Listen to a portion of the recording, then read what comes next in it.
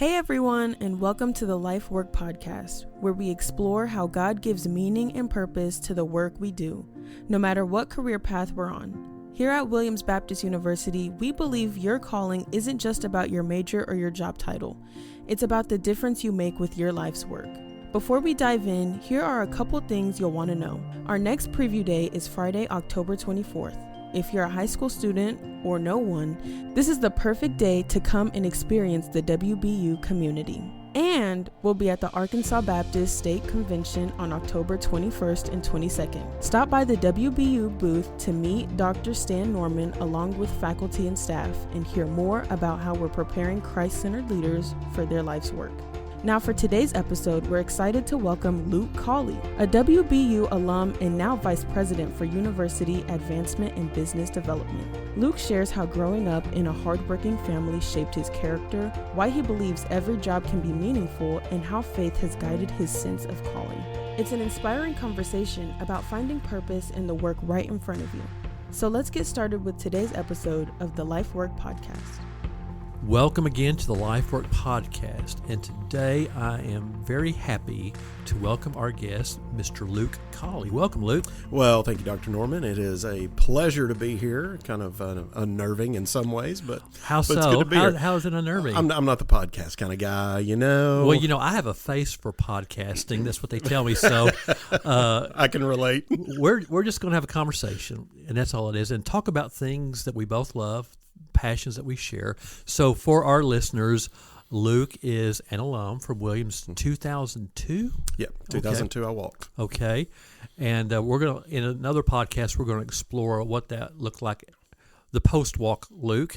But we're going to kind of look at pre-walk Luke today. And he also works here. And he is Vice President for University Advancement and Business Development. And what that basically means to our listeners, he is a jack of all trades, and he's even a master of many of them. So we are fortunate to have Luke here. And I got to know you mostly as a trustee.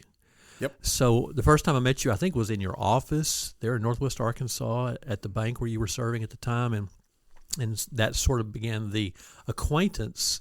And then it kind of moved from the acquaintance into a friendship, and then we invited you to join the board, and you served admirably and well on the board of trustees, to the extent I thought, we need this guy here.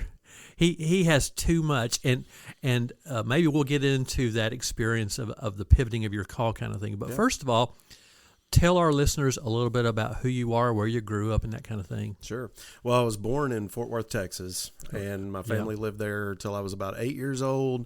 My dad was in construction, and construction kind of dried up in the Dallas-Fort Worth area in the mid-'80s. Yeah. And so we moved to Clarksville, Arkansas, and that's where I spent my formative years, graduated high school from there.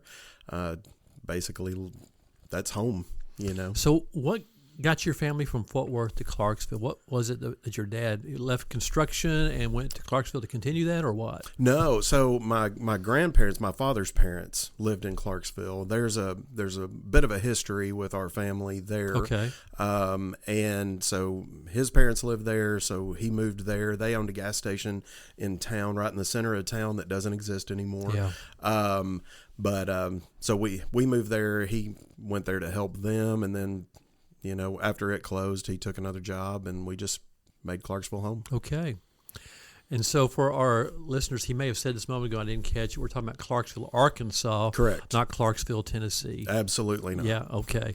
So based upon what I heard in that voice of conviction, I'm assuming you drank the Arkansas water and you kind of do the woo pig suey thing? It took time, really. And honestly, yeah, because I grew up as a Longhorn fan. How are we friends? And I know. Yeah, what happened? I'm not sure. Maybe I repented. I don't know. I let my guard down on that one. But after living in Arkansas for a while, I was so adamant that I was not going to be a Razorback fan. Yeah. I just couldn't make that. And then when I moved to Northwest Arkansas, once we got married, my wife and I got married, you can't be around it without getting sucked into it. And so, yeah, I'm a Razorback fan now. That happened to us when we moved to New Orleans. Lifelong Dallas Cowboys fan. Don't know why in these latter days, but I was then. And I just was determined. I am not going to become a Saints fan. Not going to happen. Not going to happen. And just like you get immersed in it. It's part of the culture. Yeah. You breathe it. Before long, you're rooting for the Saints. I think, how did this happen? I thought I'd made a decision. I was not going to do this, and here I am, guilty. It's peer pressure. It is. It is. Right. So as you well know, this is the LifeWork Podcast. And one of the things about our mission of this ministry is to explore what the Word of God says about work, to develop that into spiritually, theologically forming ideas that shape our understanding of work, and then to explore how those look in the lives of those that come and talk with us on this podcast. So on this one, I want to look at the early days of growing up in a working family. I'm assuming that both your parents were hardworking people like mine were. Yep. As you look back on that and reflect upon that example, first of all, from your parents, what were some things you remember about your parents that made an impression on you about their work ethic, and how that influenced your family? Yeah, so I'll talk about my dad a little bit first. Okay. Because he was probably the one that was more formative for me in looking at how a man does what a man is supposed to do. Okay. And for him, I mean, the guy could outwork just about anybody I knew. Yeah. And would and did. We only had about 16 acres at the time, and still, but that I grew up on. But my dad worked in a plant after the gas station thing. He worked for Haynes, okay, who no longer exists in Clarksville. He was on the line. He was a machine fixer. That's what he did. Worked third shift for a lot of years. And so, it was kind of funny. We would high five. He was on the way in. I was on the way to school, whatever. Kind of high five. Hey, have a good day. And he'd say good night. And pretty much, yeah. Or you would. And so, but he would come home, and usually he'd get off work about 7 a.m. And he would come in, and I never really knew what he did once he got home. But I asked him, so like, what do you do? Like, do you just go straight to bed, or what? Like, are you sleep all day? But he didn't. What he would do is there was always things to do, either for my grandparents or on the land that we had. And so he would come home from work and jump on a tractor, do something else. He always had things going on. So he was working, and then he would usually go to bed about 2 p.m, and then get up, 9 o'clock. Again, kind of the high five, have fun at work, I'm going to bed, kind of thing. And, so the man taught me how to work, and it wasn't just how to work. The fact that you have to work, or, that you go to work and you show up and you do a good job. He taught me all those things. But the one thing he really taught me more than anything was how you do it. Because work by its very nature is intensive in a lot of ways. It's very difficult. It can be very difficult. Yeah. But that's also part of what makes it worth it, right? This is the way he would put it. And so he taught me, like, if you're told to do something by your boss, you do it, and you work yourself, as hard as you can, because they're paying you. They're giving you something in exchange for that. And if you don't work that hard, you're stealing from that person or from that company. Wow. He instilled that in me very, very early, and that's something that I've tried to carry with me. I haven't always batted 1,000. Sure. But that's something that was very, very important to me. And what he didn't know at the time, and what I've come to know, is that really that's biblical. Yes. Because you work as unto the Lord, not for man. And, we don't work for God as if he's going to give us anything, but because he loves us. Yeah. And so that was something that he taught me. And for my mother, worked a full-time job. She did some office work. She was a payroll clerk. She worked for a bank, actually, early on when I was younger. So the banking thing's kind of in the fam. Yeah, that made a connection I did not know. That's a thing. And so she did that. She was a proof operator when those still existed. And then she went to work as a payroll clerk for a counseling firm in Russellville. And, she worked hard. She did a great job. And as soon as she got home, the work didn't stop. She made dinner. She kept the family going, moving things. She's a soldier, and did it. And again, it's kind of the how you do what you do thing. The things that you don't recognize at the time that you look back on, and you say, how did she not just kill us? me and my siblings. But she didn't, and she kept us moving, kept the family going, and it's something that when you look back on and you see, it's really an amazing thing that we all survived, but it was more than that. She helped us to really thrive in our lives, to be able to have the opportunities and the things. We didn't have a lot of money, but to be able to do the things that we wanted to do, to participate in the sports we wanted to participate in, we were very active in church, all of those things. And the fact that with a lot of times, my dad working nights, she carried a lot more weight. And it was really an incredible thing to watch, to see how they worked together through all of that. Yeah. It really helped kind of shape where I'm at. So as you were talking, I had some mental images of my parents, my dad and my mom, and I was just thinking, did I ever get a lecture or a sit-down moment about this is a philosophy of work kind of thing? We may have had some passing kind of discussions over, when you get this job, this is what you need to do, or when you do this is something you need to think about kind of thing. The bigger impressions that my parents made on me in shaping my understanding of work was just watching them work. Yeah. And I even have certain jobs or memories of my dad in a certain work expression and my mom in certain work expression, and better probably say work expressions, because as I sit here and think, I can think of this and this and this and this. What kind of memories from your growing up, not the sit-down teaching moments, but those impressionable life experiences do you remember from your parents? Yeah, so we didn't have a lot of those sit-down. I mean, we were humming, moving all the time. The things that I remember a lot of times, like most Saturday mornings, from the time I can remember, Dad would get me up anyway, and it was always, hey, come with me, let's go. We've got stuff we got to do. If it was, putting up fence. So he took you to work with him? Absolutely. Okay. Absolutely.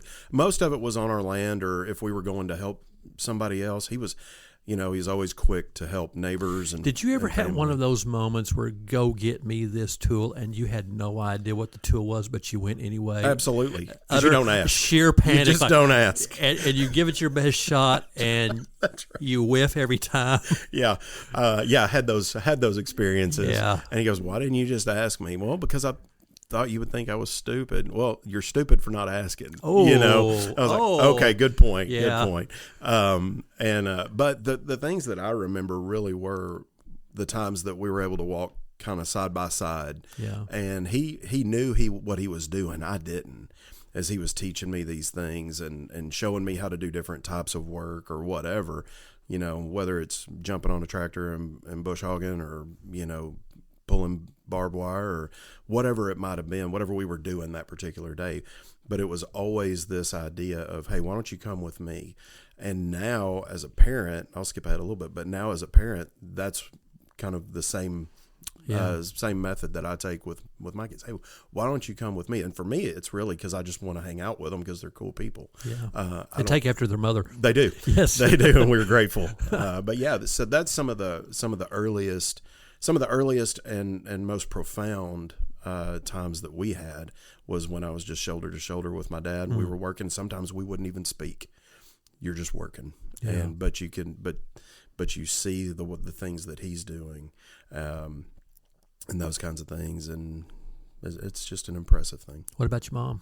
So for my mom, the things I remember most about her was the way that really it revolved around the house, because if she wasn't at work or chasing us around, she was keeping the house moving, and making sure we were cleaning our rooms or doing whatever, and which, you just shut the door and walk away. But for her, it was the peace that she brings to people, the peace that she brought to our house.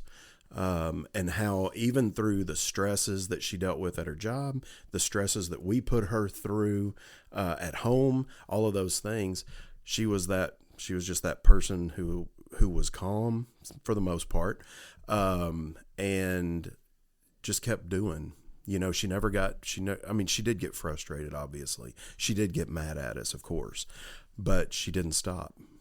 Those things didn't impact her in a way that she was just like, you know what, forget it. But she knew she had to keep moving forward. She had to keep the house running, because if she didn't, who was going to? So it's diligence. At some point, the life lessons of our parents and the work culture of a family that gets instilled in us has to get translated in a way outside the home. Yeah. What was and I don't know if you remember, what was your first outside of the home, I'm going to get a paycheck for this kind of job? What was that? Yeah, so when I was 16, so I worked when we had the gas station, I did pump gas and wash windows and check oil and that kind of stuff. But the first actual job I had for a paycheck, I worked in a peach orchard, and we worked sun up to sundown, picking, pruning, irrigating, so lines get jammed up or whatever, you got to do all that. And it was hard work. Yeah. I don't know if you've ever been covered in peach fuzz in the summer. Actually, I have. And it's a drag. It is a drag. It is not a fun place to be. No. And I think at the time I was making $5.25 an hour, which was above minimum wage, which was awesome. So I thought that was really cool.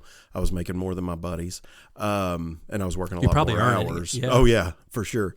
That was the first paying job I had, and I wouldn't trade those experiences for anything.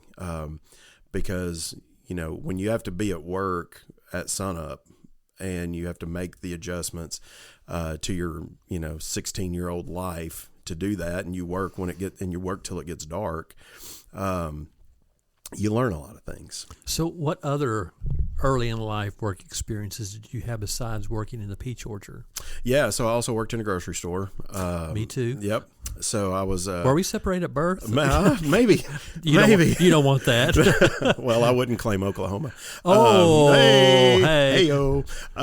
No, I did. I worked in a grocery store for actually through my first year of college. I worked in a grocery store, started as a bagger when we still had that. So we would bag groceries and carry them out to the car, whatever. And then just kind of moved up through the ranks and, through the work. And that was good. That was a different kind of work. That taught me a lot of customer service, how to relate to people, because in the peaches, you didn't have to do that as much. Right. You had your coworkers and that was it. But in this case, you really learned how to deal with people. And that's where some of that instruction from my mom, or the things I learned from my mom, really came into play, because people would come in and you're out of something, and buddy, they get a little aggravated. And so having that peaceable sensibility about you, where you go, when I'm, driving my mom nuts, that's how I'm feeling now. So maybe we can, calm them down a little bit. But good job. The grocery store, the people I worked for there had a lot of patience. They hired a lot of high school students. Yeah. And, man, they were great. So the spiritual component of your life, about what age were you when you came to know the Lord? Yep, I was 7 when I came to know the Lord there in Fort Worth. My mom was instrumental in sharing the gospel with me. I can remember we went back to her bedroom. I've been, talking about sin and Jesus and what does it mean and all this kind of stuff. And she walked me through the Roman road and, prayed to receive That's Christ. Good stuff. And it was great. It was great. You look back on it and you at one point it's like, well, that's just something parents do. But that's not something a lot of parents do. No, they don't. And so I was very fortunate that my mom did that.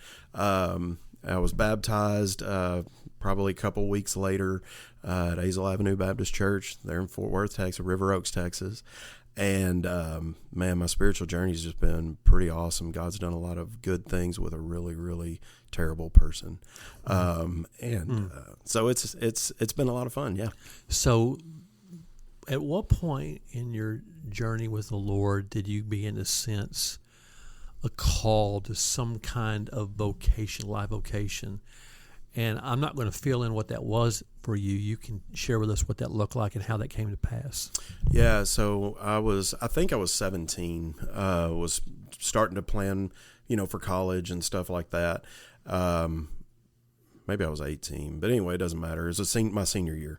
And I was already set. I was going to go to Arkansas Tech. I was going to be an English teacher. That's what I wanted to do with my life. And God just began to work. And, so I'm reading my Bible and praying. And I'm in Matthew where Jesus calls out his disciples. And it was almost, as I'm reading through that, it was almost like, you go and tell, right? It was almost like I could hear that voice, even though there wasn't an audible voice, mm-hmm. right? But there was something inside me that said, this is what you need to do. And so I went and talked to my pastor, and I was like, hey, what do I do with this? Is this a thing? Is it not a thing? I have no idea.